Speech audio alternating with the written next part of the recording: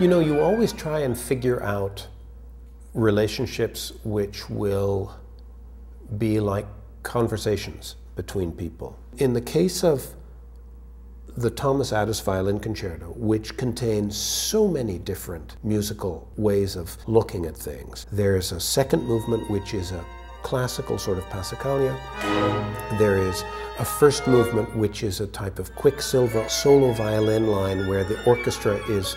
amplifying or glinting off the violin part. Or the last movement which is almost like a sort of haunting melody that's going on constantly, while on top of that the violin plays something which is both simple and pentatonic, old enough that it could almost sound like a kind of proto-folk music or even a sort of blues melody going on, that all of this is happening. So what do you do to prime the audience with that? And for me, this sense of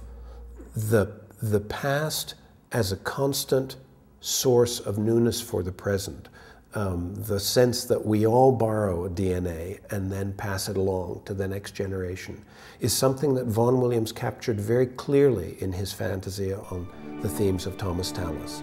And so here is this composer, Vaughan Williams, who was interested in collecting folk music and interested in finding all these things, looking at the Tallis and saying, what does this actually say to me? How do I recognize this as my music, even though it was written by someone from a very distant age? And how does that then set up the audience for listening to the Thomas Adès, in which we'll hear so much of the history of what the violin plays within the actual piece, that by suddenly, in a non-didactic way, looking at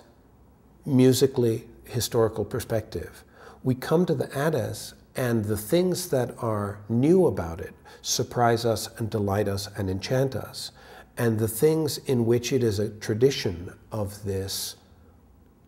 fabulously rich history that is classical music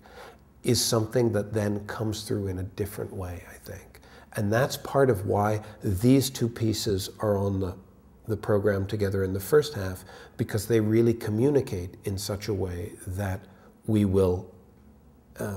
understand each one better by having the two of them in proximity.